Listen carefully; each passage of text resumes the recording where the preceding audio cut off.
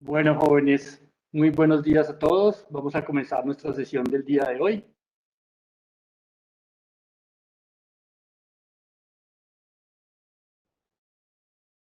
Gracias, profe. Perfecto.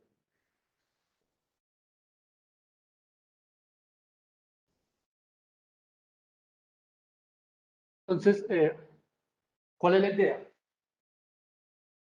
La idea es dar, digamos, algunas sugerencias alrededor del documento que ustedes están trabajando. Que como mencionamos el día de ayer, la intención es completar este diagrama involucrando el concepto de riesgo de coordinación. ¿Sí? El riesgo de coordinación.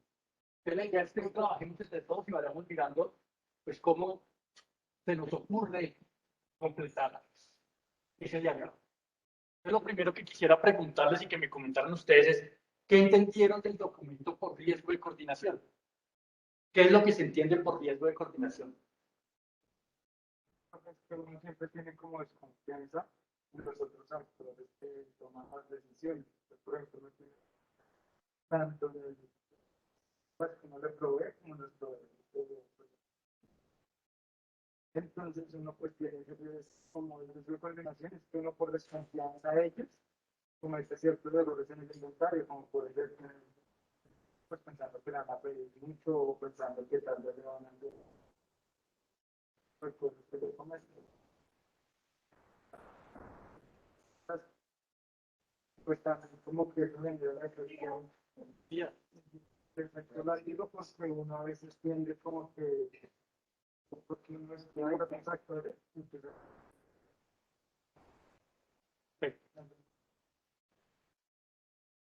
Entonces, a ver, lo que comenta su compañero aquí en las sesiones, esencialmente el problema es un asunto de desconfianza.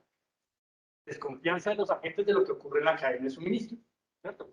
Pero hay dos elementos que son destacables. Uno es confianza, pero hay otro que está ligado precisamente a esa confianza y tiene que ver con conocimiento común o conocimiento compartido, dicen en el documento. Common knowledge, ¿sí o no? Entonces, ¿cuál es la idea detrás de eso? ¿Cuál es la idea detrás de eso? ¿Por qué se habla de confianza y de conocimiento compartido?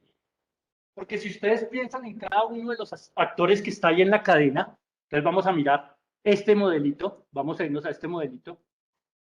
Si ustedes ven cada uno de los actores de esta cadena, esos dos elementos a tener presentes, confianza y conocimiento compartido, se materializan en la cadena de suministro ¿de qué forma? ¿De qué forma? ¿Sí? Conocimiento compartido tiene que ver con el conocimiento común de la política de inventarios que rige al sistema. Es decir, conocimiento explícito declarado en el experimento de esta política de anclaje y ajuste. O sea, se les explica a todos los actores o los agentes esa política. Eso es conocimiento común, a todos, ¿sí? Porque ¿qué pasa normalmente? En una cadena de suministro lo que uno podría ver es que el conocimiento de la demanda es un privilegio del que organiza el stock a la mano, ¿cierto? El que organiza el stock. Y aquí se va degenerando ese conocimiento de la demanda y aquí se pierde parte del conocimiento de la demanda, porque él está aguas arriba en la cadena. Y en la medida en que yo voy más arriba en la cadena de suministro, pues voy a asumir que ese conocimiento de la demanda se pierde. Pero entonces, cuando hablamos de conocimiento común es porque se declara tanto la política para todos los actores, o sea, se le comenta al actor que está aquí y el actor que está aquí cuál es la política de inventarios que se maneja y además explícitamente se les dice cómo se comporta la demanda. En el experimento, demanda constante, ¿cierto? Para todos. Entonces, eso es conocimiento común. Eso es conocimiento común. Ese es un factor. Ahora les pregunto, ¿por qué en el experimento la demanda es conocida y por qué la demanda se asume constante?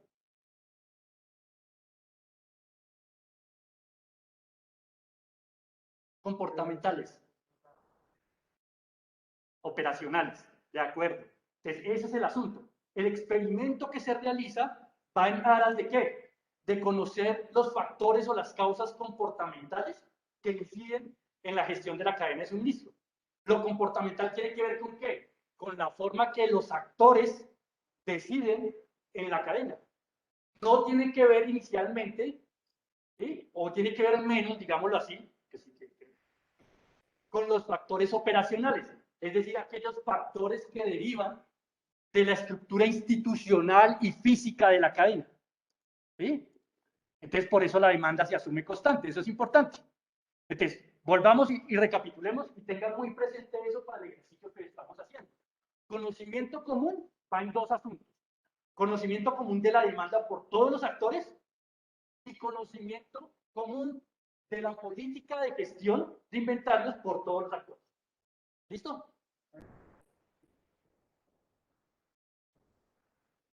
Para allá voy. ¿Sí? Entonces, por eso digo el primer factor, conocimiento común. Segundo factor, la confianza, el que tú ibas a comentar ahora mismo, ¿cierto? ¿Qué es la confianza? Que independientemente, como estamos hablando de un trabajo que es en equipo, que es coordinado, que debería ser coordinado, si usted conoce aquí la política y usted aquí conoce la política, eso no basta, porque conociendo la política, yo podría seguir desconfiando de lo que otro agente hace aguas arriba con la cadena. O sea, yo podría asumir, si todos conocemos la política, pero yo no confío en que el agente que está aquí decida bien a partir de la información que yo tengo. Entonces yo tengo desconfianza de la forma en que decide el actor que está aguas arriba en la cadena. Y este a su vez también puede desconfiar de lo que hace este sujeto. Entonces los dos están bien vinculados. De alguna manera ese conocimiento común, al compartir la política con todo el mundo, está aminorando esa desconfianza. Sí, o sea, si yo sé que por lo menos todos los actores conocen la política, pues eso es un factor que puede disminuir la desconfianza de cómo deciden los agentes en la cadena. Pero son dos factores, conocimiento compartido y confianza. Hasta ahí es claro. Perfecto.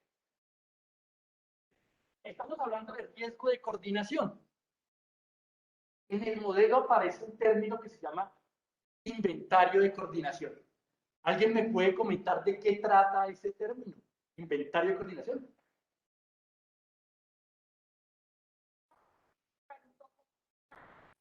Para si hay, digamos, errores en la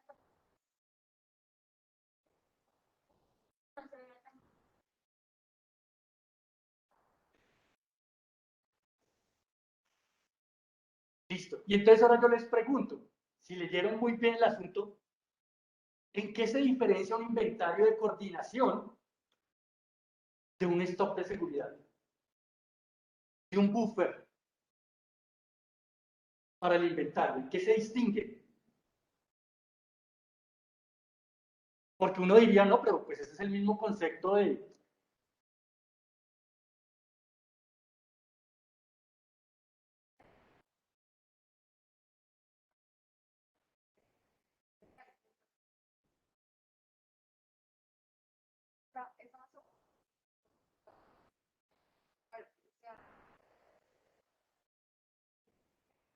No, sí te haces entender perfectamente. ¿Sí? Entonces, pero entonces, vamos un poquito más allá de lo que tú acabas de decir. Entonces, tú tienes la impresión que un inventario de seguridad podría ser un valor fijo y consideras que el inventario de coordinación es variable. Esa apreciación puede aceptarse por la siguiente razón, porque como su nombre lo indica, el inventario de coordinación tiene que ver precisamente como con un acuerdo entre los distintos agentes que están en la cadena acerca de ese nivel de inventario que se va a manejar. ¿De acuerdo?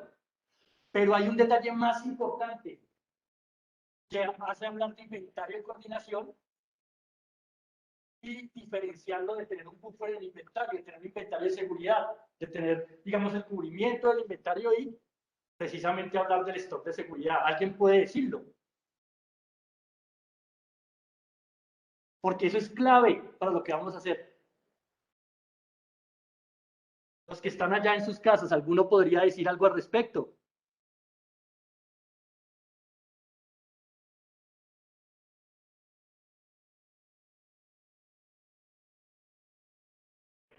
Después de los que se va,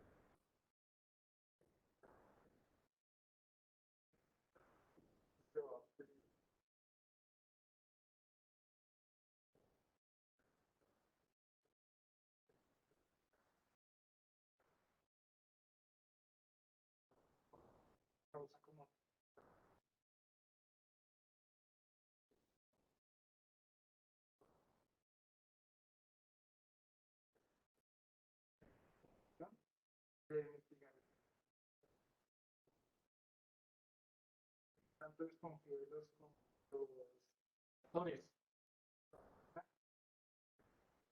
muy bien, digamos, ¿cuál es la diferencia crucial y bien importante? ¿Sí? Cuando tú planeas un buffer en el inventario, un stock de seguridad, estás pensando en mitigar los efectos de qué? De variabilidad en la demanda, cambios bruscos en la demanda, efectos que son exógenos, que están fuera de la cadena, o efectos que dependen de la estructura física e institucional de la cadena, ¿cierto? Ese es un inventario de seguridad. Un inventario de coordinación está planeado ¿para qué? Para, como precisamente el nombre lo dice, para pensar en términos de la forma en que deciden los agentes al interior de la cadena de abastecimiento. Tienen propósitos diferentes. Tú puedes tener simultáneamente un stock de seguridad y un stock de coordinación. El stock de coordinación es para mitigar esos efectos de desconfianza y de falta de conocimiento común de los agentes en la cadena de abastecimiento. Si ven que es un propósito diferente. Esa es la idea. ¿Listo? ¿Por qué es clave eso? Entonces aquí vamos a empezar a pensar cómo vamos a tener efectos sobre este diagrama que está acá. Voy a irme al diagrama. ¿Qué es lo que ustedes deben preguntarse? ¿Qué efectos tiene eso en ese diagrama? Entonces pensemos en un detalle bien importante. Poner un inventario de coordinación, ¿qué efectos tiene sobre la cadena de suministro en términos de niveles de inventario? Los aumenta, ¿cierto? ¿A quién aumenta inmediatamente? También los costos, perfecto. Y ese es un detalle bien importante porque está incluido en el documento y en este diagrama no está. ¿Listo? Pero entonces, por ahora vamos a ir por partes. Se incrementa el inventario. ¿Qué inventario se incrementa? Ojo, el que primero se afecta es el inventario a la mano. Entonces, se incrementa el inventario a la mano.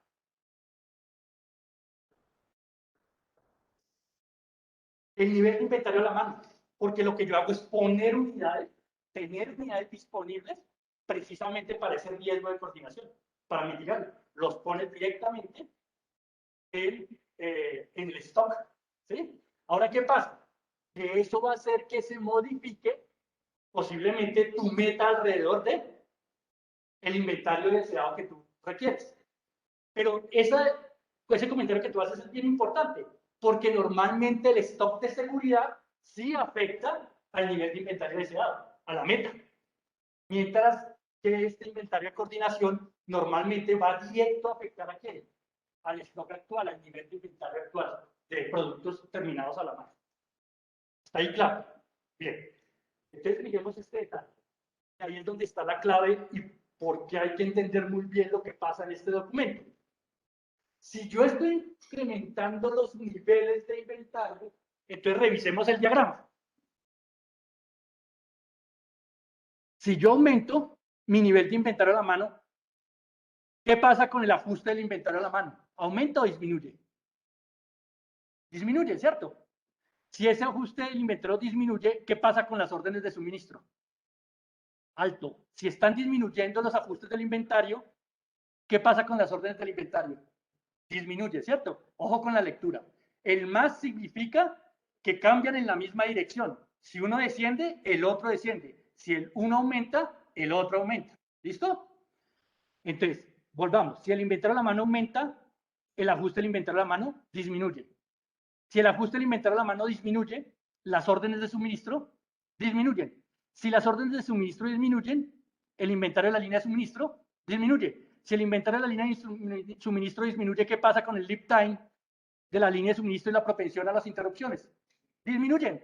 Esa es la importancia. Si este disminuye, el nivel deseado de la línea de suministro, ¿qué pasa con él? Disminuye. El ajuste de la línea de suministro disminuye. Y así vamos. Si yo me quisiera ir por este camino, pasaría otra vez y llegaría aquí a decir que este sujeto termina aumentando, ¿cierto? Porque este es un diagrama, bueno, en este caso es un diagrama de realimentación positiva, entonces terminaría también disminuyendo, ¿sí o no? Aquí estamos, listo. Entonces, ese es un primer asunto que hay que tener en cuenta. Pero la pregunta que surge es, ¿cómo hacemos para diferenciar un comportamiento de acaparamiento que significa un incremento en el stock de inventario a la mano de un stock de coordinación? O sea, ¿cómo yo hago para entender que el acaparamiento es un fenómeno diferente a mantener un stock de coordinación? Porque el stock de coordinación lo que está haciendo es que incrementar las unidades de inventario a la mano.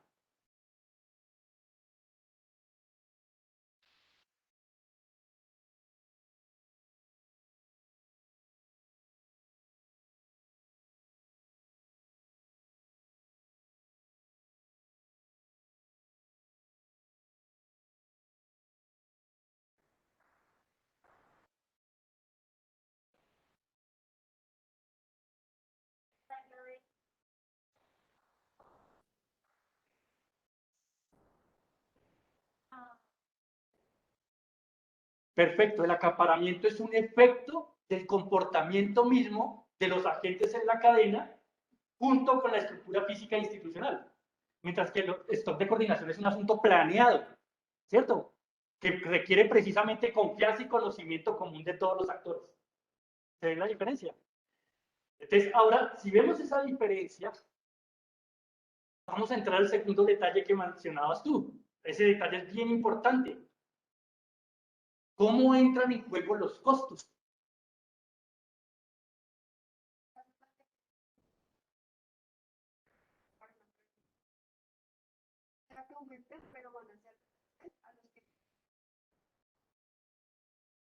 Listo. ¿Y cómo puedes garantizar que una medida de stock de coordinación tenga efectos positivos si a la larga yo voy a incrementar los costos?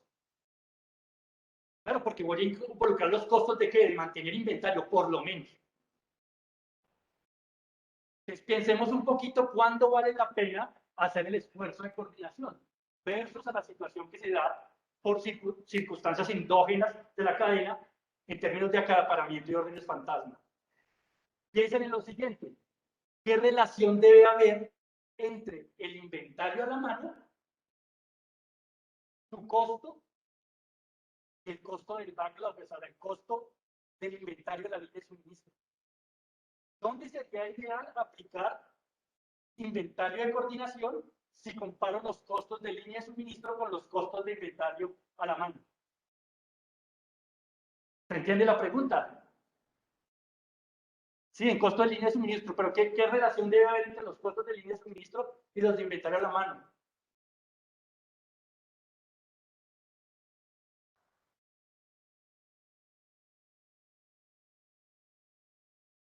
Vamos a mirarlos independientemente, ¿de acuerdo? Entonces vamos a mirar. Agarra a sacar los costos de línea de suministro y los costos de inventario a la mano. El costo de las órdenes que vienen en camino y el costo de tener las unidades ya ahí disponibles. ¿Sí? Son dos costos. Les voy a decir lo siguiente, para que tú entonces decir, ¿qué pasa si el costo de línea de suministro es mayor que el costo de inventario a la mano, de mantener el inventario? ¿Vale la pena hacer esfuerzo de coordinación? ¿Sí o no? Repito, ¿qué pasa si los costos asociados a órdenes, ¿sí?, de línea de suministro son mayores que los costos de mantenimiento? ¿Tiene sentido incurrir en inventario de coordinación? Por supuesto que sí, ¿ya? Eso es importante, porque si el inventario a la mano es menor, pues yo puedo incrementar un poquito ese costo. Pero si pasa lo contrario, si los costos de tener inventario a la mano son muy altos versus el costo de línea de suministro, el esfuerzo de coordinación va a hacer que estos se incrementen mucho más y eso a la larga no es beneficioso. Entonces, factor clave para involucrar en el diagrama, los costos asociados a cada uno de los stock. ¿Se entendió lo que acabo de decir? Es claro. ¿Tiene documento? Eso está pesado. Segundo asunto a tener en cuenta. ¿Qué vas a decir? ¿Quieres decir algo al respecto? Bueno, segundo aspecto a tener en cuenta. Ya vimos, tenemos que involucrar los costos, ¿cierto? Para mirar cuándo es conveniente hacerlo y cuándo no es conveniente hacerlo. Vamos a pensar ahora en otra situación, vamos a pensar en otra situación, en qué pensar, en qué considerar. Asunto importante para ustedes desde el punto de vista de la lectura del documento. Identificar plenamente cuál es la política óptima. Está en el documento. Tienen que saber identificarla. ¿Qué significa hablar de un desempeño óptimo en este modelo, con esta política? ¿Sí?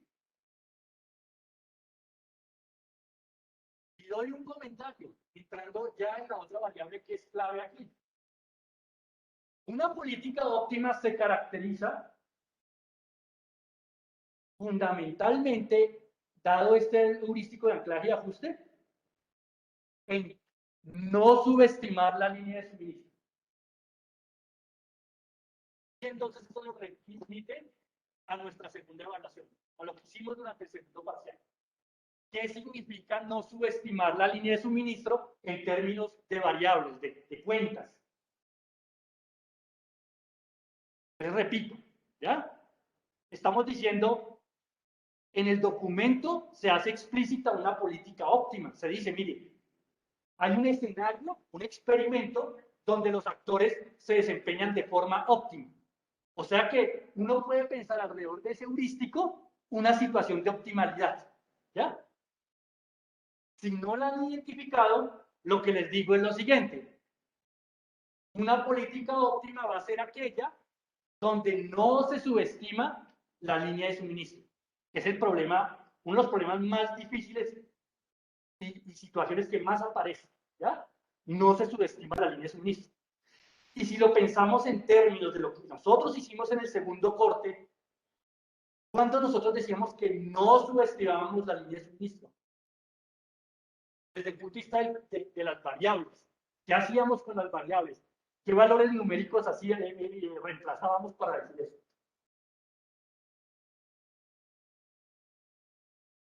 Recuerden de su examen, de su segundo parcial.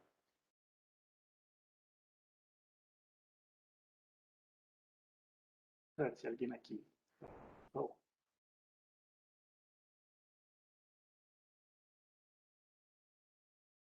No.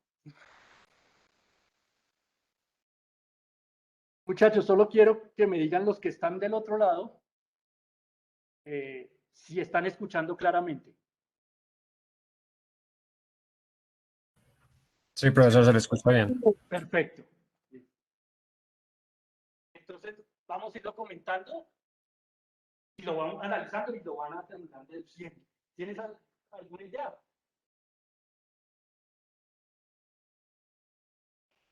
Yo les había dicho, ¿qué significa subestimar la línea de suministro? Échenle ojo a este sujeto, pónganle ojo en este ajuste. Vamos a mirar el ajuste de la línea de suministro. ¿Cómo se expresa matemáticamente el ajuste de la línea de suministro? ¿Qué es? Es lo mismo que la corrección de la discrepancia de la línea de suministro. ¿Qué es?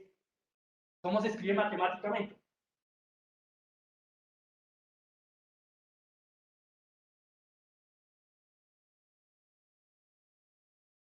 Sobre el tiempo de ajuste. ¿Ya? Es línea de suministro deseada menos línea de suministro actual sobre el tiempo de ajuste de la línea de suministro. ¿Sí? ¿Qué significaría despreciarlo? Pues que no aparece, desaparece en mi modelo.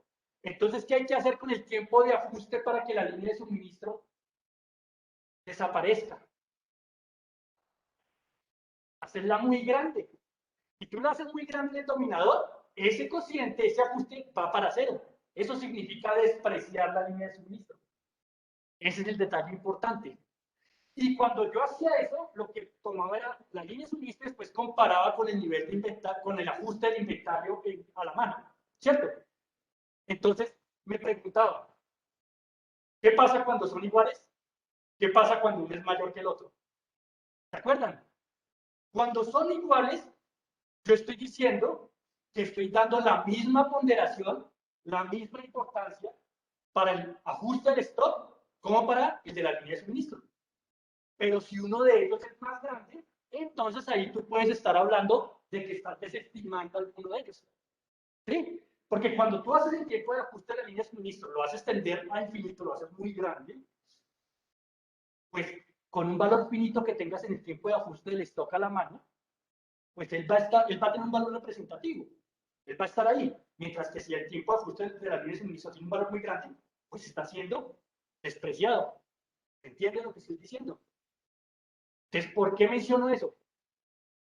Porque, de acuerdo al artículo, ese es un factor comportamental prácticamente es imposible desaparecer.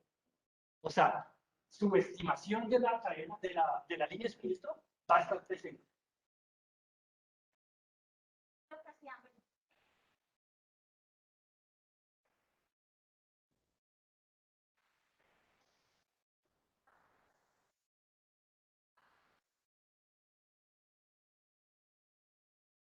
El tercero es de política óptima, si no estoy bien.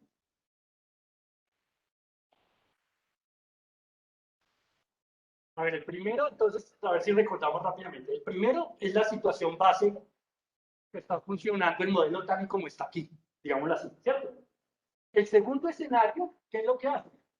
Conocimiento común, confianza, se les comparte a todos la demanda, se les comparte a todos y se les dice, mire, todos conocen la política de tal manera que puedan confiar en cómo deciden los demás. ¿Ya? La tercera es un escenario automatizado óptimo, que es el que ustedes tienen que caracterizar. Primer punto importante, en un escenario óptimo no se desestima o subestima la línea Smith. ¿Listo? Importante. Y el otro experimento, pues, es precisamente involucrando el inventario de coordinación. ¿Sí o no? Así estamos más o menos de lo que se trata. Así funciona. Entonces, lo que hay que ver es detectar la política óptima, pensando siempre que esa política óptima no desestima o subestima la línea de suministro. No subestima la línea de suministro. Entonces, hay que leer y identificar en el documento eso. Dime.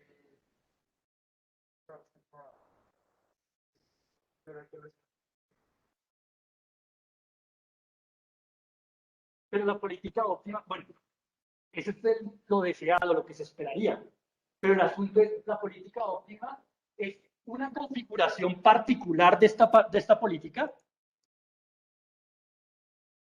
en términos de sus valores numéricos, ¿cierto? De tal manera que yo garantice que es óptimo. O sea, tienes que asignar, según lo que se dice en el paper, valores de tiempos de ajuste de tal manera que la política no se subestime con los dos. Un elemento inevitable es que yo espero que esos dos tiempos de ajuste de línea de suministro y el inventario a la mano iguales. Ahí no hay subestimación. ¿Ya? Y de repente, quise yo ponerlos en uno. Entonces tengo la misma moderación para los dos ajustes. Por ahí va el camino. Tienen que revisar muy bien, ahí está escrita. ¿Vale? Ahí está escrita y mencionada. Perfecto. Entonces, cuando ya tenemos esto,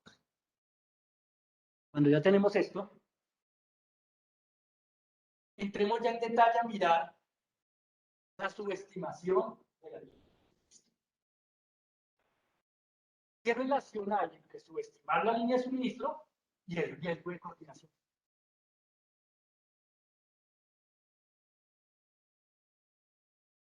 Otro asunto que hay que establecer, o sea, una relación causal o algún tipo de relación entre esos dos. Por ejemplo, el documento que nos dice acerca de la subestimación de la línea de suministro a pesar del esfuerzo de coordinación. Exacto, que permanece. ¿Verdad? Análogamente pasa con quién? Con el efecto látigo, amplificación y oscilaciones.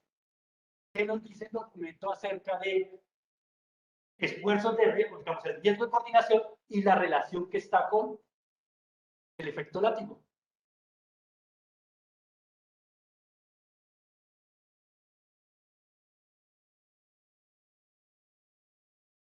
Claro, Y entonces, esfuerzos para mitigar ese riesgo de coordinación derivan en que el efecto látigo, ¿qué le pase? Se disminuya, no desaparece. ¿Ya? Se disminuya, no desaparece. Y eso es bien importante. Pueden conectarlo. ¿Por qué razón? ¿Por qué digo que pueden conectarlo? Quiero que miren lo siguiente acá. ¿Dónde se materializa en este diagrama la oscilación y las amplificaciones, el efecto látigo?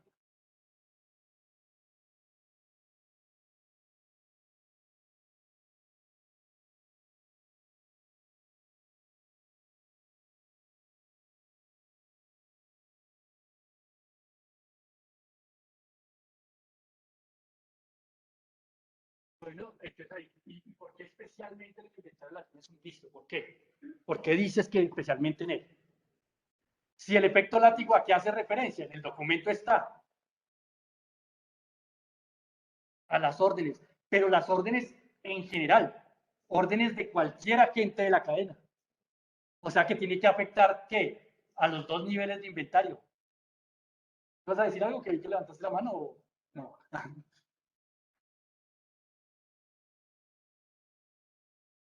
O simultáneamente a los dos. O sea que el efecto látigo está en ese diagrama rojo que ustedes ven ahí. ¿Ya? ¿Qué hace el acaparamiento? Pues aumenta los niveles de inventario a la mano. ¿Cierto? ¿Qué hace las órdenes fantasma? Aumenta las órdenes. ¿Y qué pasa? En la medida que yo voy recorriendo el bucle, esas oscilaciones se van haciendo más grandes, porque los ciclos son de una alimentación positiva, o sea que van incrementando. ¿Se entiende? O sea que el efecto látigo está básicamente reflejado en buena parte en el comportamiento de esos diagramas que están con flechas rojas. El asunto es, entonces el trabajo que ustedes tienen es el de conectar el riesgo de coordinación con este diagrama que está aquí, con esa parte roja, con variables que están ahí. La primera pista que he dado es que cuando se coloca un inventario de coordinación, el inventario a la mano aumenta. Ya estoy dando una relación causal. Por ahí va. ¿Sí o no? Ahí ya ustedes pueden poner una relación causal. Ahora hay que establecer la conexión con algunas otras variables de ese diagrama. ¿Se entiende? ¿Sí se está entendiendo el asunto? Que es claro. Bueno. No sé si hay alguna pregunta, alguna inquietud, comentario al respecto. Y si sí ha sido de ayuda los comentarios que se han hecho aquí.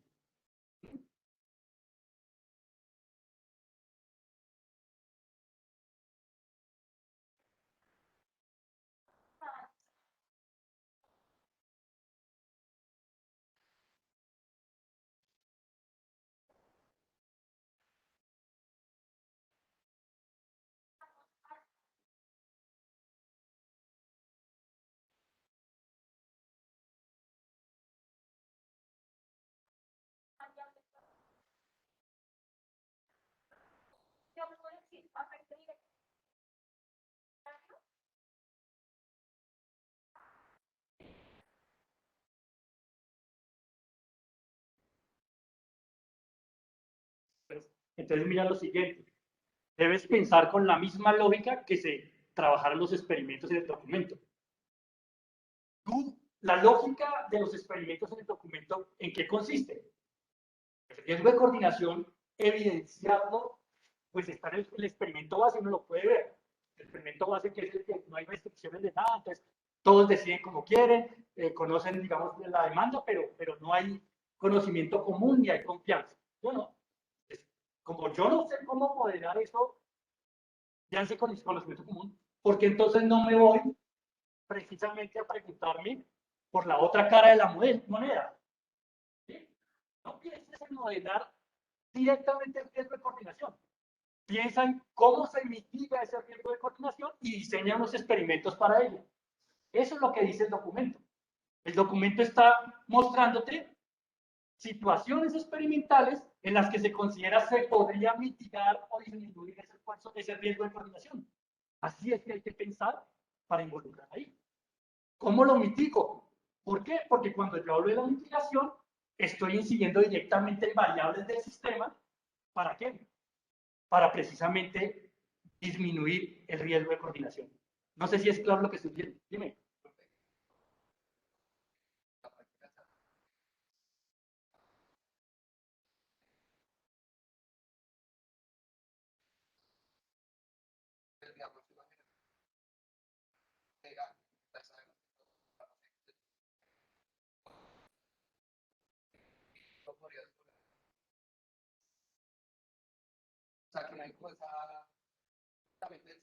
Claro, pero la pregunta es muy sensata, la que hace su compañero en qué sentido.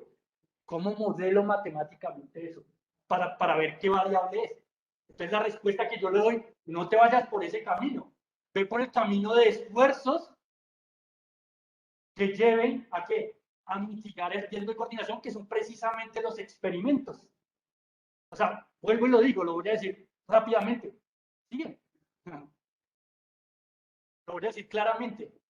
Si ustedes piensan al principio que dije yo, si yo coloco un inventario de coordinación, inmediatamente tengo que, hay un incremento en el inventario de la mano. Ya fui capaz de regresar a este diagrama. Ya pude hacer la conexión. Si yo aumento ese valor, entonces va a incrementarse el valor del inventario de la mano. Yo no. Y si ese incremento se da, entonces ya puedo meterme dentro del el ajuste o la idea es que yo logro conectar el inventario de coordinación con esta variable. Si el inventario de coordinación aumenta, ¿qué pasa con el inventario de la mano? Ya pude conectar una. Por ahí puedo entrar a conectarme a este diagrama. Ahora, subestimar la línea de suministro, ¿en dónde se ve reflejada? Entonces vamos a colocar subestimar línea de suministro, una variable. ¿A quiénes afecta?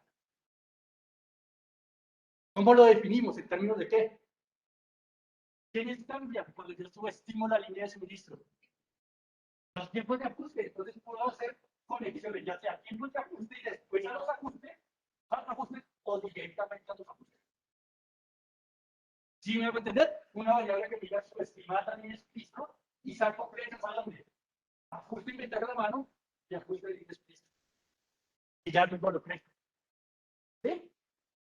Y si el riesgo de coordinación, coloco por acá una variable que se llama riesgo de coordinación, ¿a quién afecta?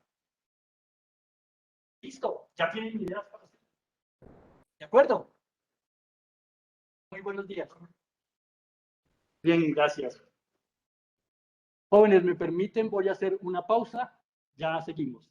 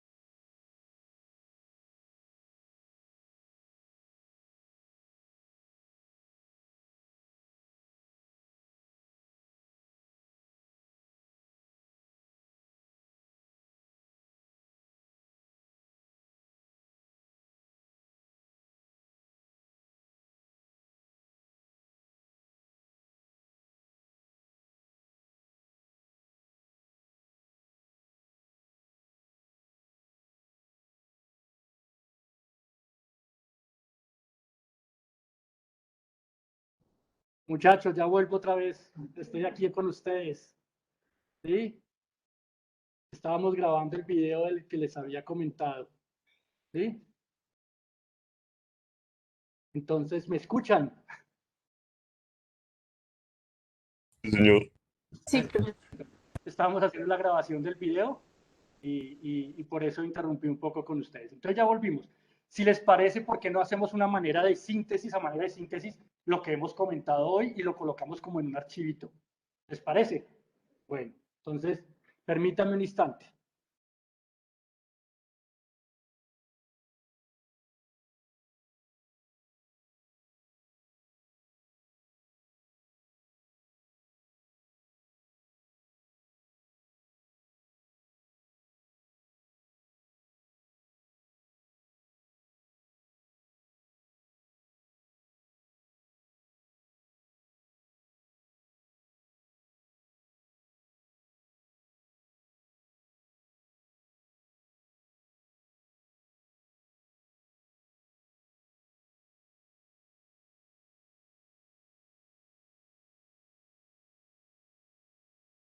Ya vuelvo con ustedes.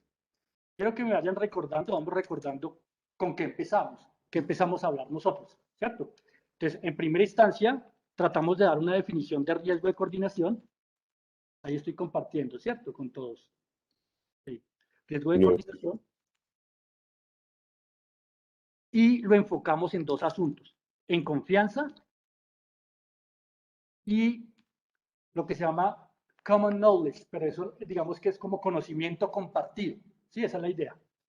Y conocimiento compartido. Conocimiento. Todavía me están temblando las manos, muchachos. Compartido. Entonces, ¿qué dijimos de esos dos sujetos? Pues realmente que ellos eran los que íbamos a tener en cuenta para nuestros experimentos. O sea, inicialmente eso es lo que hay que tener en cuenta para los experimentos. Digamos, hablamos de los 4 experimentos, nos mencionamos los 4 experimentos, pero entonces tratamos de ver cómo era la incidencia de estas dos variables, confianza y conocimiento compartido, cómo se materializaban en los experimentos del paper. Y entonces lo que decíamos es que en primera instancia se da que hay un conocimiento de la demanda por parte de todos los actores.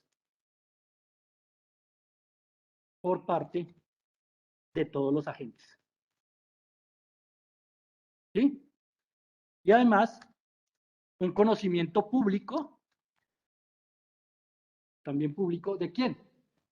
De la regla de decisión, de la forma como se optimizan los inventarios y cómo se optimiza la línea de suministro, o cómo se decide en la línea de suministro. Entonces, conocimiento acerca de la regla de decisión,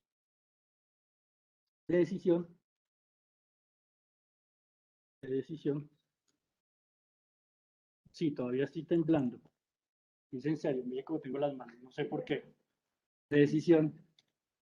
Conocimiento acerca de la regla de decisión por parte de todos los agentes participantes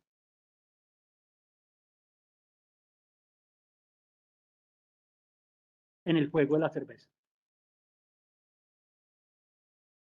¿Listo? Entonces ahí está.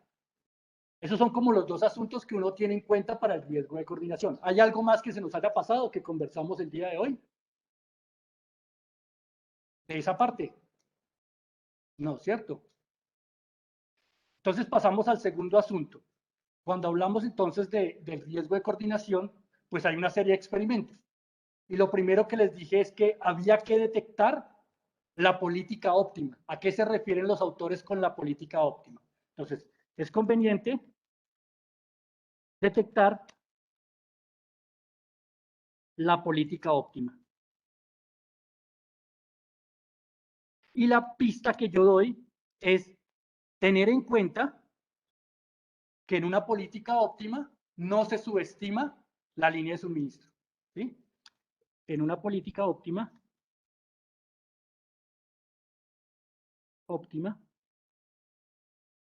no se subestima la línea de suministro.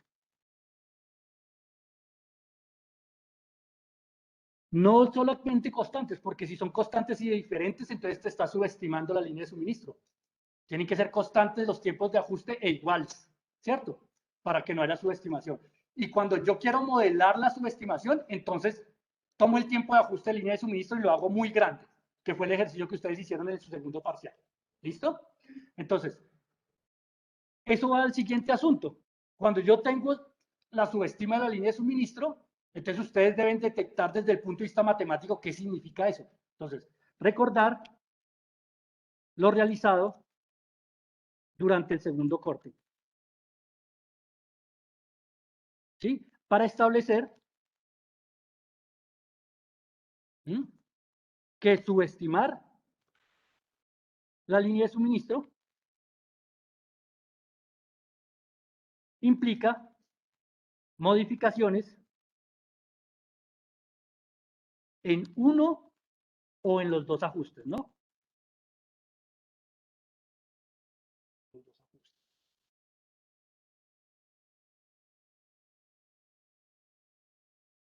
Listo. Entonces ya estamos viendo las conexiones causales, ¿no? Entonces hablamos, mire que usted de alguna manera puede establecer una conexión causal entre subestimar la línea de suministro y en el diagrama los ajustes que aparecen, ¿no? Los ajustes que aparecen. ¿Ya? También hablamos de la relación que había entre el riesgo de coordinación y la subestima de la línea de suministro. ¿Qué concluimos? ¿Qué nos dice por ahora el documento? El riesgo de coordinación, ¿cierto? Entonces vamos a colocar disminuir el riesgo de coordinación.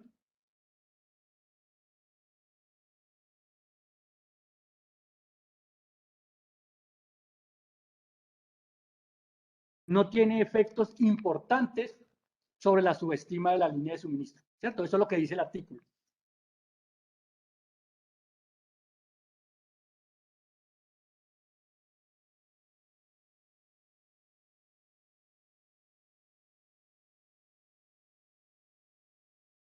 Listo. ¿Qué más mencionamos? ¿Qué otros vínculos encontramos? Recordemos los experimentos. El primer experimento es la condición que nos brinda el modelo. El segundo es donde se hace conocer la demanda a todos los actores y la política. Entonces ahí digamos que ya está entrando en juego el riesgo de coordinación por primera vez. La tercera es la política óptima, que la están identificando. Y la cuarta habla acerca de una implementación para mitigar el riesgo de coordinación a través de un inventario de coordinación. Entonces, es importante establecer una conexión,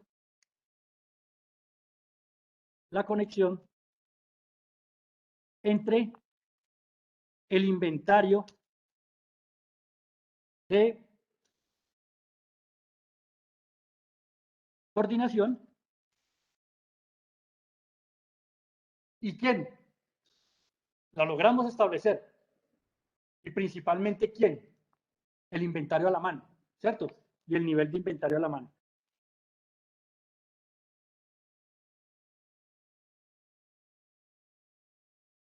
El nivel de inventario a la mano. ¿Listo? Entonces habíamos mencionado que el inventario de la coordinación pues implica un aumento en el inventario a la mano. Y entonces eso nos da entrada al diagrama causal. Eso nos da entrada también al diagrama causal. ¿Cierto? ¿Qué más mencionamos? Que fue bien importante y que lo dijo su compañera que está aquí atrás. Tener en cuenta los costos, ¿para qué? Tener en cuenta costos de mantenimiento.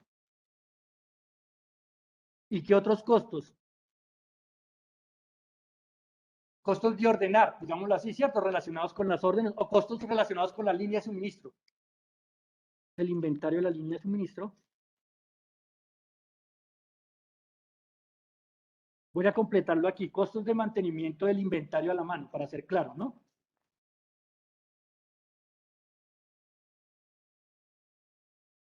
A la mano. Y costos del inventario de la línea de suministro. ¿Qué dijimos? ¿Se acuerdan? Vamos a hacer una comparación entre ellos. ¿Quiénes son mayores y quiénes son menores para determinar en dónde tiene mejor impacto la mitigación del riesgo de coordinación. ¿Sí? Entonces, voy a colocarlo acá. Por ejemplo, preguntarse por estos escenarios. ¿Mm? ¿Qué pasa cuando el costo de mantener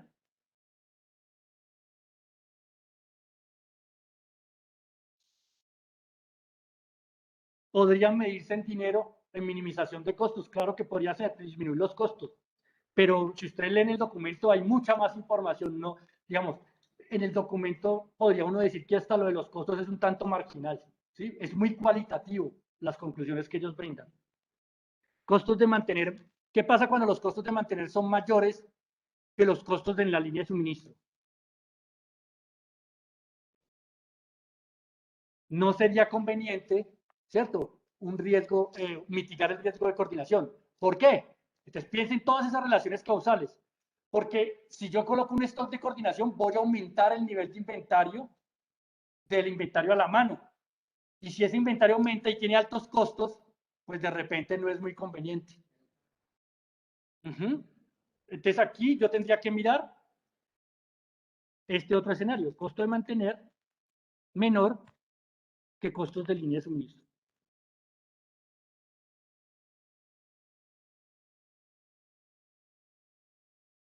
El efecto de esos costos. ¿Puedes repetir lo que dijiste?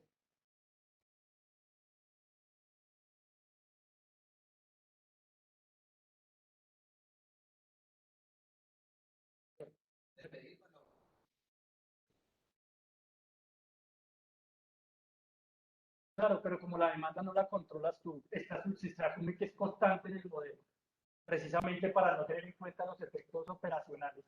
¿Sí? Este es el problema, la demanda siempre va a ser constante y la misma para todos. Entonces hay que tener preciso en cuenta eso. ¿Ya? Y eso que tú mencionas para mí es importante porque debo recordarlos a todos que esto que yo agregué aquí de pronóstico de la demanda, digamos que es una situación en la que yo hablaba de una situación práctica. ¿Sí? Que si yo no soy capaz de planear muy bien ese nivel deseado ese nivel deseado de inventario a la mano, una de sus principales causas es porque estos son normalmente planeados a través de pronósticos de la demanda. Y si yo no tengo buenos pronósticos, pues esos diagramas rojo van a tener, digamos, el desempeño nefasto que uno esperaría en el peor escenario que se diera. ¿De acuerdo? Pero inicialmente, si ustedes piensan en nuestros modelos, pronósticos de demanda no hay, pues porque la demanda es constante. O sea que ese cuadrito y ese por ahora está por fuera. Y esas flechas amarillas. ¿Estamos de acuerdo? Perfecto. Bueno, ¿qué más mencionamos, jóvenes? Entonces, por los escenarios, costos de mantener, alguien que me recuerde algo que hubiéramos mencionado, que lo dejemos ahí registrado.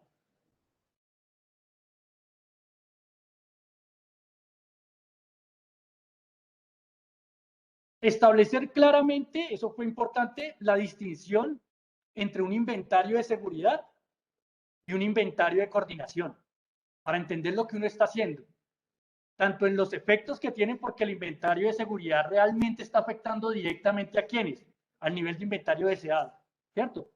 Mientras que el stock de coordinación va directamente a afectar a quién, al nivel de inventario a la mano. Importante eso.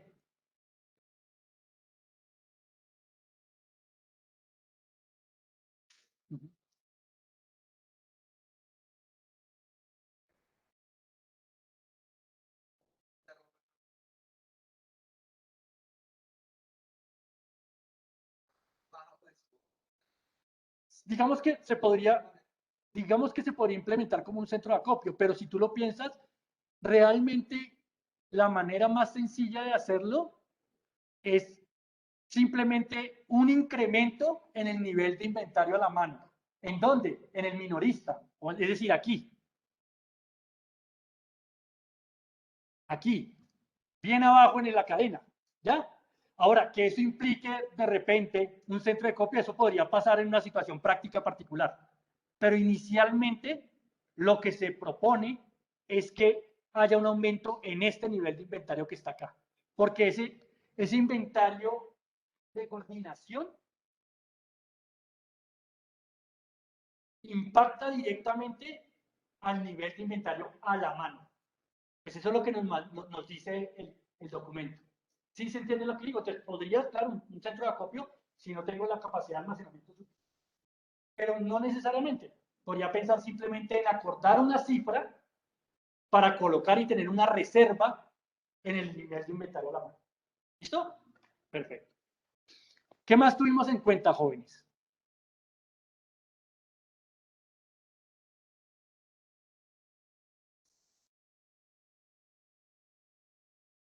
Sí, diferencia entre inventario de seguridad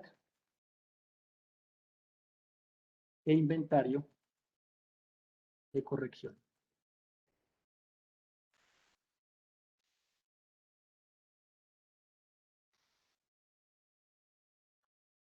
Pero están involucrados en el modelo. ¿En qué sentido? En que cuando tú estás en cadena de abastecimiento, ese tasa de adquisición, ese retardo en la adquisición, o sea, el tiempo que pasa las unidades en las órdenes al stock, pues eso es una demora. Esas demoras están involucradas.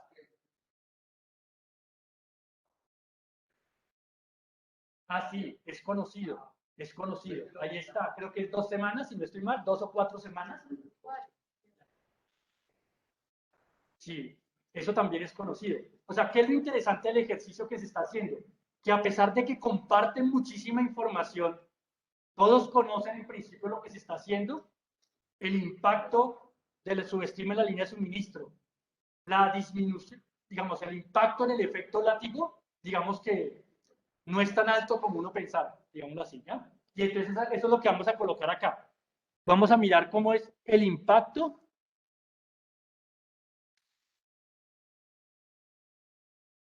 de la mitigación del riesgo de coordinación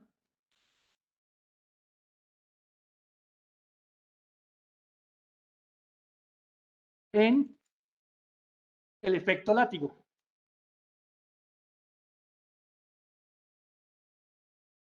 Y hablamos que el efecto látigo se materializaba precisamente en este diagrama con flechas rojas que está ahí. O sea, aparición de órdenes fantasmas y o acaparamiento. Uno de los dos o los dos simultáneamente. Porque hay amplificación, ¿ya? Y hay oscilaciones. ¿Listo?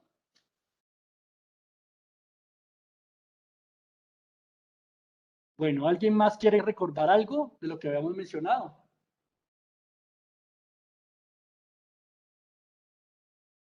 No se nos quedó nada por fuera. Tú habías mencionado algo ahorita.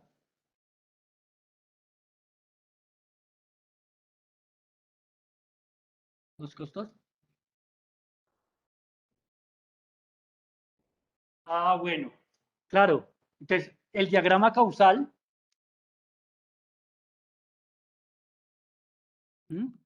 debe reflejar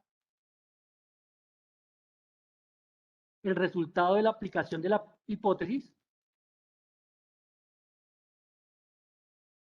o los efectos, ¿no? Los efectos.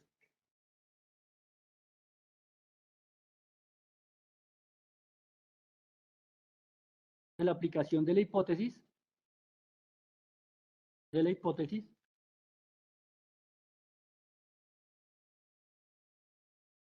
en los resultados de los experimentos.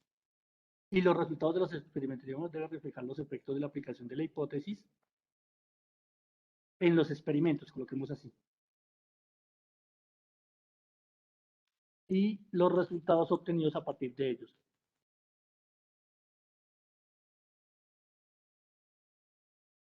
¿Sí?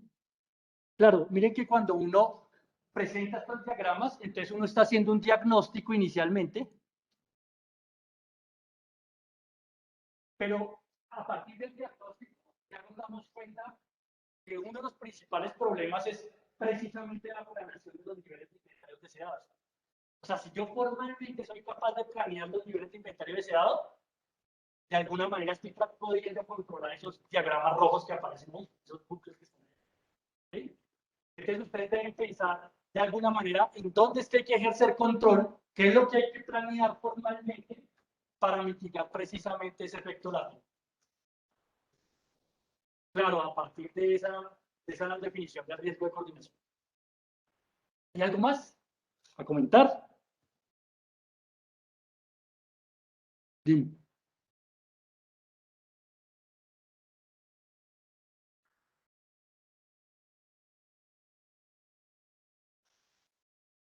Sí.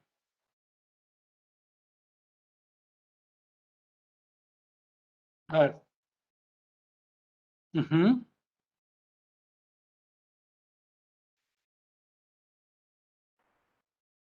Hay más, pero las que estén mencionadas en el documento, esas desaparecen, esas están. Entonces, nosotros los mencionamos. Competencia entre pares.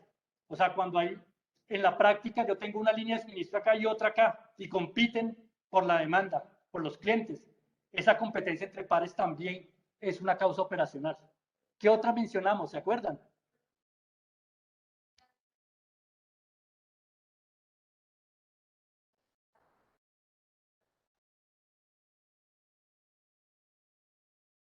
Exacto. Mira, te lo voy a decir de la siguiente manera. Ese diagrama rojo está expresando de alguna manera parte de lo que es el efecto látigo. O sea que lo que hay que conectar es riesgo de coordinación o mitigación del riesgo de coordinación con este diagrama. Ya hemos visto varias maneras. Una es que si yo coloco un inventario de coordinación, él va a aumentar el nivel de inventario de manos y ya puede acceder al diagrama. Y el de un nivel como completo para mirar precisamente el efecto. Entonces lo que tú dices es cierto, así funciona. Otra forma es utilizar la subestimación de la línea de suministro y conectar ya sea a los ajustes y mirar cómo incide en el diagrama. La idea, y eso es bien importante, la idea es que ustedes cierren bucles, intenten hacer bucles cerrados para poder precisamente tomar una decisión y dar un buen diagnóstico. No sé si se entiende. Pues la idea es, pues, a mí me interesa escuchar lo que ustedes tienen que decir. Si ustedes se dan cuenta, a mí me interesa que ustedes reflexionen sobre las cosas, porque así es que uno aprende. A mí no me interesa nada mecánico, a mí no me interesa nada aprendido de memoria. A mí me interesa es que ustedes reflexionen sobre las cosas, se tomen tiempo de pensar alrededor de algo, porque esa es la competencia más importante. Cuando usted se enfrenta a situaciones y hay que pensar, hay que sugerir algo. ¿Ya? Es eso. ¿Ya?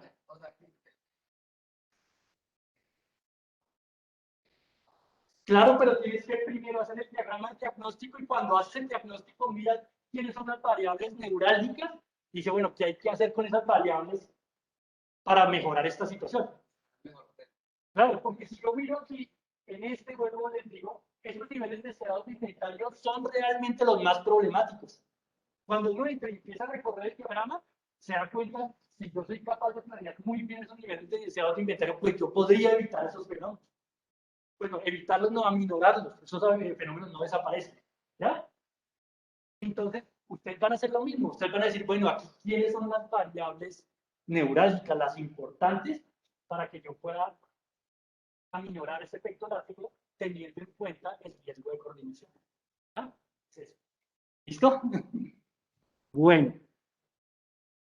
Entonces, ¿hay algo más que agregar, jóvenes? No. Entonces les agradezco mucho. No sé si tienen alguna inquietud, alguna observación, alguna pregunta. Dime. Sí. Ah, sí, eso sería una muy buena idea. ¿Qué tal, Carlitos?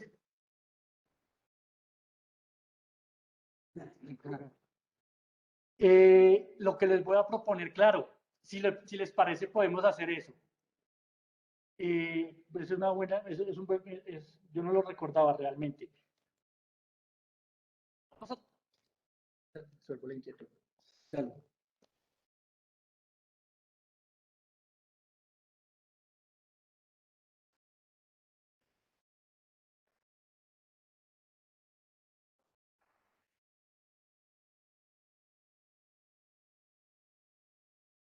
El esfuerzo computacional que se hace con cada uno de los algoritmos. Sí.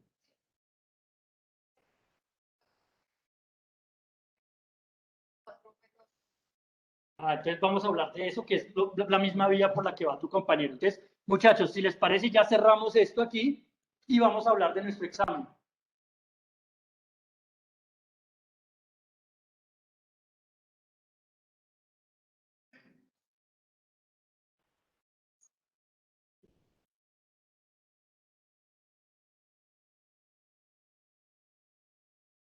Entonces, si les parece, cerramos esta parte y empezamos a hablar de nuestro examen. ¿Listo? Todos tomaron nota, ¿cierto? El asunto. Bueno.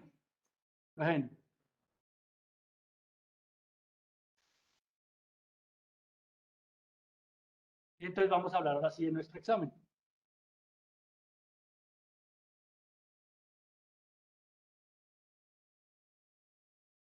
Ayer ya habíamos hablado un poco sobre ese examen. Entonces vamos a recapitular porque hay dos detalles importantes a tener en cuenta. Bueno, hay gente que se está yendo.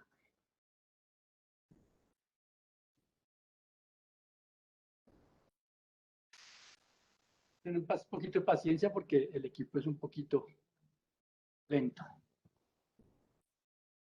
Entonces, les voy contando la idea rápidamente. Hay una serie de problemas. Entonces hablamos del problema de la mochila, ¿cierto? Por programación dinámica, con la técnica de programación dinámica. Hablamos del PRP, el problema de ruteo de vehículos, ya sea con una fuente y un solo destino o con múltiples fuentes y múltiples destinos. ¿Sí? ¿De cuál más hablamos? Hablamos del problema de muelles con teoría de colas. Y hablamos del problema de inventarios estocásticos con cadenas de marcos y también di la posibilidad de implementar a los inventarios estocásticos con qué? Con dinámica de sistemas. O sea, con lo que hemos trabajado la gran parte del curso. ¿De acuerdo? Uy, no, todavía está. Vamos a cerrar uno. Mire, por ejemplo, esto es un efecto. No tener en cuenta las demoras. La inclinación cuando hay una demora vuelve de clic, por eso se abrió dos veces, ¿cierto? Tú eres paciente. ¿Sí? Exacto, porque está abriendo los dos. Y vamos a ver por qué es que esto se demora un montón en mostrarme las cosas. Y está en el escritorio, o sea, no está en la nube. Pero sí está muy demorado, muchachos.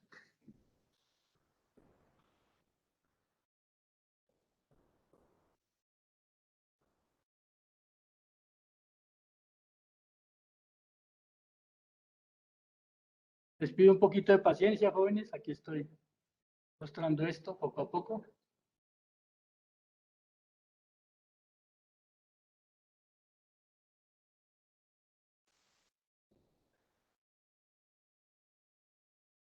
Listo. Entonces ahí están los 4 problemitas. Entonces lo primero que vamos a hacer ahorita es una asignación de un problema para cada grupo. ¿De acuerdo? Entonces, lo que podríamos hacer en este instante para hacerlo un poco más democrático, ¿sí? Si hay un grupo que quiere trabajar el problema de la mochila con programación dinámica, que lo diga de una vez. ¿Sí? Listo. Entonces vamos a ir anotando eso, ¿de acuerdo? Con eso no tenemos que hacer asignaciones. Claro, tienen que repetir algunos, pero pues si hay gente que ya es voluntaria para trabajar determinados problemas, está perfecto. ¿Qué grupo eres tú? El grupo 8.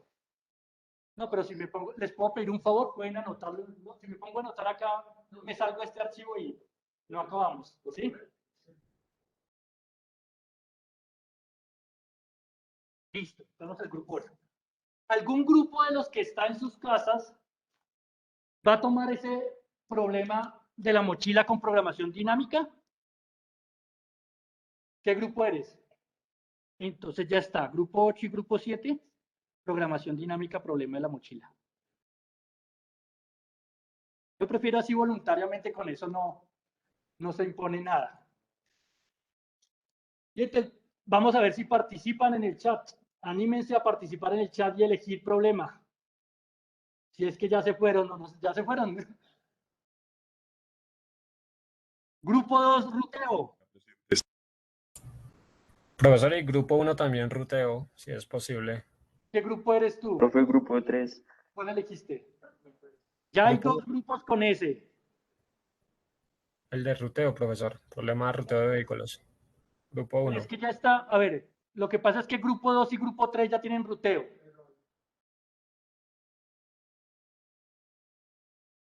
Ah, Perfecto. listo, señor. Podríamos permitir otro. Entonces, ¿grupo qué? ¿1? Grupo 1.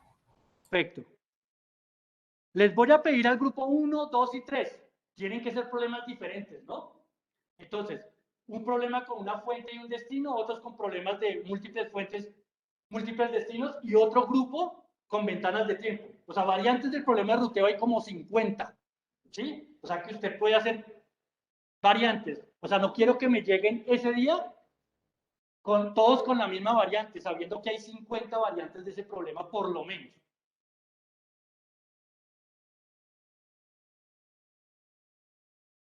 Entonces, me hiciste 3, yo te di 3. ¿Tú eres 9 ruteo? Uy, pero van a quedar ya muchos con ruteo. Entonces vamos a establecer, a ver, el primer grupo que me dijo ruteo, ¿quién fue? El grupo 3 me colocó ruteo y el otro grupo es el grupo 9. Y el 1 que me acabo de mencionar, entonces 9, 3 y 1 tienen problema de ruteo. Ahí estamos. No, profe, el grupo dijo primero. Profesores 2, 3 y 1. El chat, profe. El 3. Sí, es que ahí están, ahí están. Ah, bueno, vamos a ver si aquí puedo. Lo que pasa es que ellos me están escribiendo. El primer grupo fue el 2, perfecto, ese queda. El segundo fue el 9, el grupo 9. Y después escuché la voz del grupo 1, ¿sí o no? Y después la del 3. Así que el 3 debe elegir otro problema.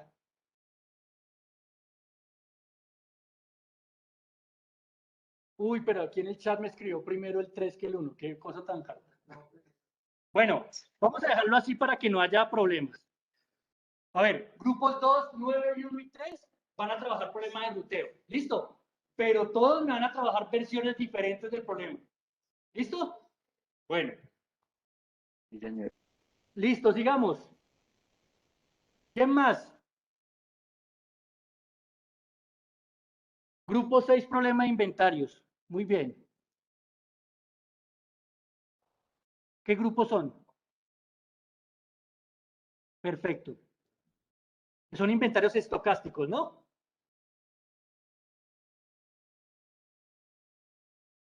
Ya sea con cadenas de Markov o con dinámica de sistemas. Listo. A ver, ya tenemos el 1, el 2, el 3, el 4.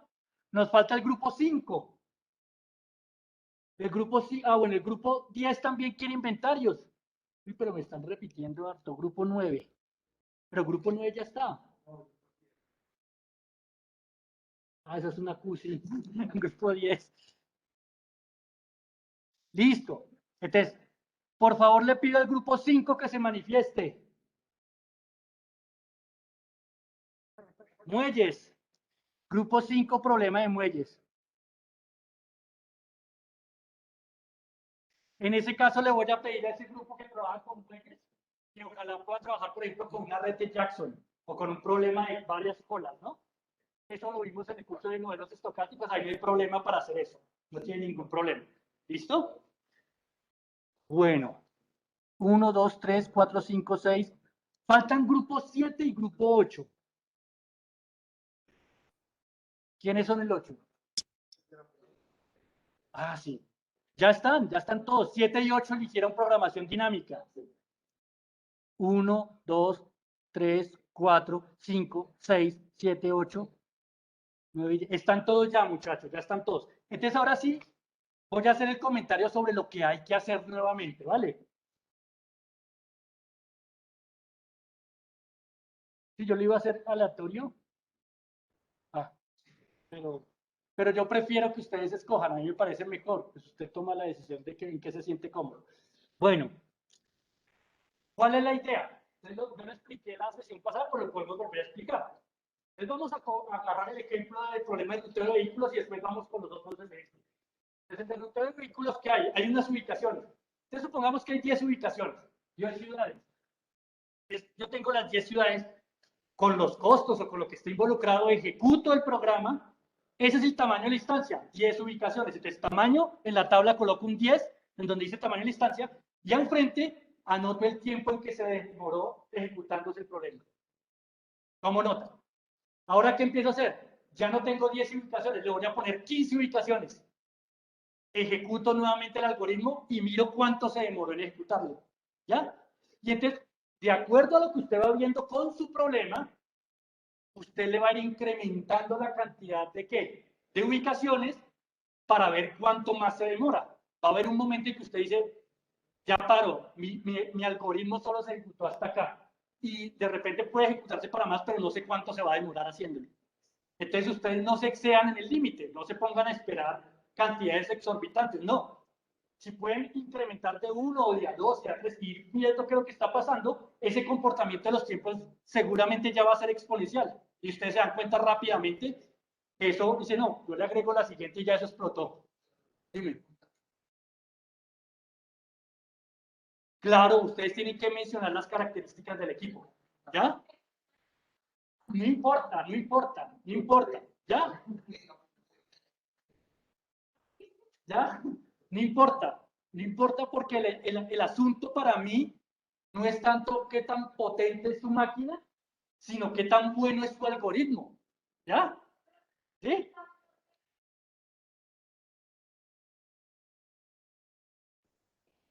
No lo podemos establecer. Digamos, yo les voy a decir, no se, exacto, no se pongan ¿sí? O sea, si ustedes hacen una consulta, sobre esos algoritmos, encuentran que para estancias medianamente razonables, las estimaciones de tiempo de ejecución son de siglos. ¿Ya? Por eso son NP-hard. ¿Sí? Profe, En realidad ustedes van aumentando el tamaño de la instancia a un tamaño considerable. Digamos que no nos vamos a pasar de que pongamos un límite de tiempo. No, lo dejen en la máquina. Después me echan la culpa de que no pusieron a hacer los exámenes porque tenían el equipo ocupado. Bueno, que máximo 20 minutos, 30 minutos, ¿de acuerdo? De 20 profe, 30 minutos, ¿estamos de acuerdo? Listo. Listo. Ahora, ¿qué supone esto? Que cuando tú haces este ejercicio, vas a hacer una descripción muy juiciosa del problema, lo describes con los costos, con lo que esté involucrado, después, para uno entender quiénes son las sustancias, cómo se configuraron, ¿de acuerdo? Y entonces ahí ve el comportamiento exponencial. ¿Qué es lo que van a sustentar ustedes? Pues precisamente la descripción de ese algoritmo, la descripción del algoritmo lo van a sustentar en el lenguaje de programación que lo trabajaron y van a mostrar esta tabla. ¿Para todos es claro eso? Vamos a ver si por acá hay preguntas. Ahora les voy a decir otra cosa. Voy a pasar a otro grupo. profe, disculpa. Dime. ¿El tiempo de ejecución es algo tomado en cuenta para la calificación? En Es funcional. una buena pregunta. Pero dado que si ustedes me trabajan, ay, eso es algo magnífico, se me acabó de ocurrir una idea magnífica. Mira, no, ya sé, lo que dices está muy bien. ¿Por qué razón? Porque si los problemas de un mismo tema son diferentes, yo no voy a poder comparar, o sea, no voy a establecer esa comparación. Pero en el caso que usted me llegue con dos algoritmos iguales y atacando el mismo problema, pues yo sí me puedo dar el gusto comparando y diciendo, ah, este claramente es mucho mejor que este. Entonces, por eso, sí, la respuesta es, como me van a trabajar problemas diferentes, yo no voy a hacer esa comparación. ¿De acuerdo? ¿Se entiende? Listo, profe, sí, señor. Claro, si fueran iguales, o sea, el mismo problema, entonces sí podría mirar la eficiencia del algoritmo, compararlas con la ejecución. ¿Ya? Sí. Sí, inicialmente en una misma máquina. Entonces, listo. Ya está resuelto el inconveniente. Ahora miremos lo siguiente. Si yo paso el problema en la mochila, ¿cómo sería? El problema en la mochila, lo que usted hace, primero voy a meter 40 paquetes en el contenedor. Después voy a meter 42, 43, 45, y vas tomando los tiempos. Ejecutas cada una de esas versiones y lo mismo. Con problema de muelles. Entonces, en los problemas de muelles yo podría ir, ya sea agregando o disminuyendo los tiempos de servicio para ver qué es lo que pasa, como hacer un análisis de sensibilidad. porque ese es un problema estocástico. Lo mismo en los problemas de inventarios estocásticos. Ahí lo que hay que hacer es más análisis de sensibilidad, hacer cambios en las variables y ver los cambios en los resultados. ¿Ya? Y mirar la ejecución. Desde mi punto de vista, trabajar con dinámica va a ser más sencillo o con cadenas de marco. Cuando lo hacen con cadenas de marco, el problema de políticas de inventarios estocásticas, entonces lo que pueden hacer es ir aumentando el tamaño de la matriz de probabilidades de transición y mirar qué pasa con los resultados del problema. Porque si ustedes se dan cuenta, recuerdan el modelo de inventarios estocásticos, la matriz de probabilidades de transición lo que da es los estados, ¿quiénes son? Los posibles valores del inventario. Entonces, si tú amplías los valores de los parámetros de los modelos QRRS, pues se van a ampliar la cantidad de valores que puede tomar el inventario, por ende se amplía la matriz de probabilidades de transición. ¿Se entiende? ¿Alguna otra pregunta? Ya lo acabo, dime.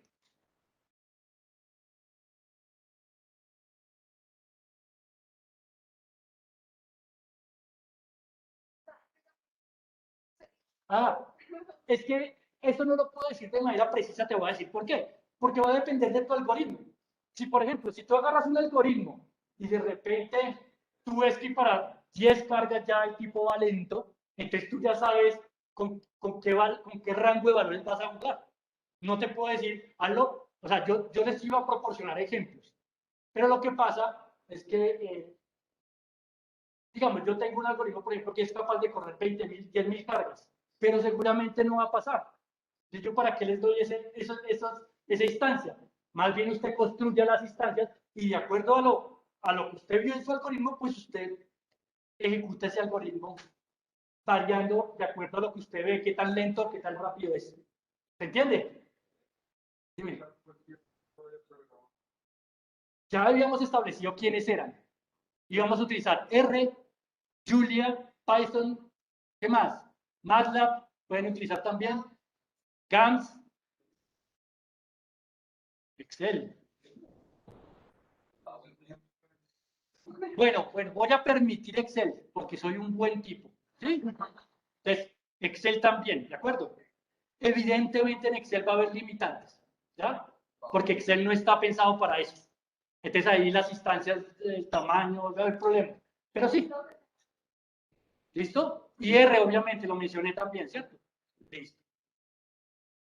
Entonces, uy, claro, por supuesto. Carlos, C++, claro que sí. ¿Cómo me voy a oponer a C++? También lo puedes hacer en C++. Importante, muy importante. Usted debe estar en capacidad de explicar el código del problema que me está abordando. Esa es la sustentación. Usted me explica juiciosamente las líneas de código que hay ahí. ¿Ah? Yo estoy pensando que eso lo podemos hacer a través de un video. Lo estoy pensando. O no sé si mejor hacerlo sobre una sustentación. ¿Ya? Lo que va a ocurrir es que no importa la manera en que lo haga, yo tengo que ver el código. Así que los códigos me los van a anexar en la entrega final. Los archivos. ¿Mira qué? No te escucho. Ya. No. En principio, a ver, uno se da cuenta cuando un estudiante lee, por ejemplo. Eso es muy fácil verlo, ¿sí? Cuando uno está planillado para algo. Y segundo, es que es muy fácil. Yo puedo agarrar un código ahí y digo, háblame esta ayuda. Listo. No tiene ningún problema, ¿sí? Por eso hay que estudiar muy bien los algoritmos y conocerlos claramente, ¿ya? Entonces, de una vez les digo abiertamente, si usted encontró el código en algún lugar, porque es que hay códigos por internet, todos los que usted quiera, eso no importa. Lo importante es que usted cite de dónde lo tomó y me explique el código, que usted lo entiende. Si yo que usted no lo entiende, perdió.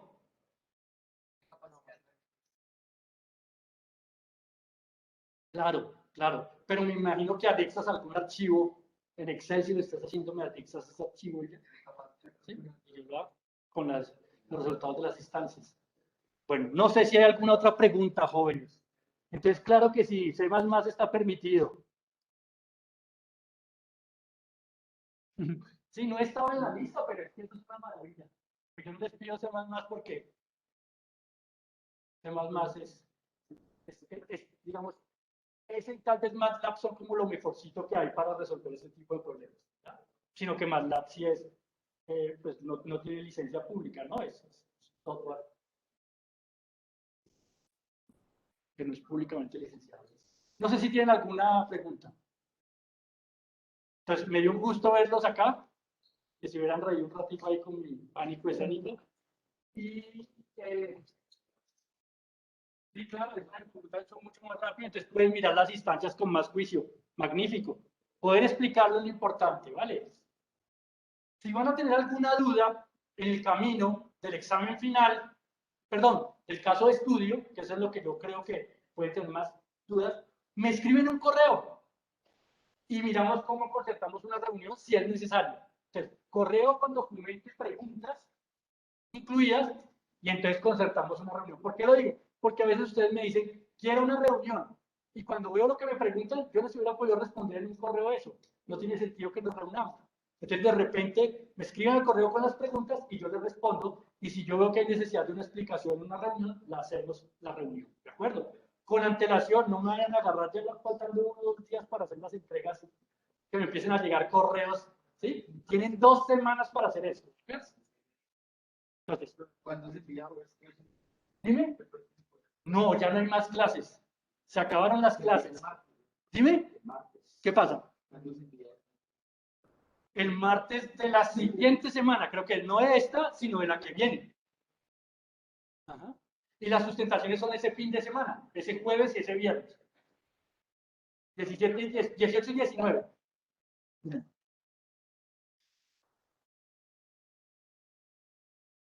De repente, ¿cómo?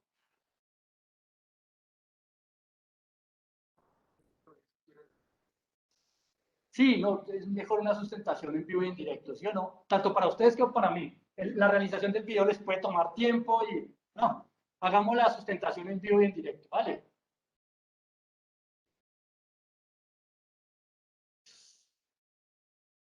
Yo trataría en primera instancia que fuera el horario de clase, te voy a decir por qué. Porque en principio, ahí miramos, pero lo que yo pienso es, ¿qué grupo eres tú? Sí, a veces los últimos son los que más sufren, digámoslo así. Podríamos tratar de hacerlo así. Claro, si digamos hay grupos que pueden estar antes, yo podría de repente en ciertas sesiones ingresar antes y empezamos más temprano. Podríamos hacerlo, ¿de acuerdo? Pero entonces me lo estipulan por correo para yo recordarlo. ¿Sí? Pero a mí sí me interesa que sea en el horario de clase para no tener inconvenientes. No, que es que yo no puedo, que es que ese día... Todos deben tener separada su agenda para los días en que tenemos clase. Es lo mínimo que se les pide, ¿no? Un gusto tenerlos acá. A los que están allá también, me despido, pues esta es como la última vez que nos vemos en clases. Ya nos vamos a ver en nuestros exámenes. Que tengan un feliz fin de semana. Trabajen fuertemente en sus problemas. Y si no hay más inquietudes, hasta pronto. Bueno, profe, hasta luego. Luego, Gracias. profe, gracias. A ustedes. Gracias, profe. Hasta luego, profe. Chao, profe.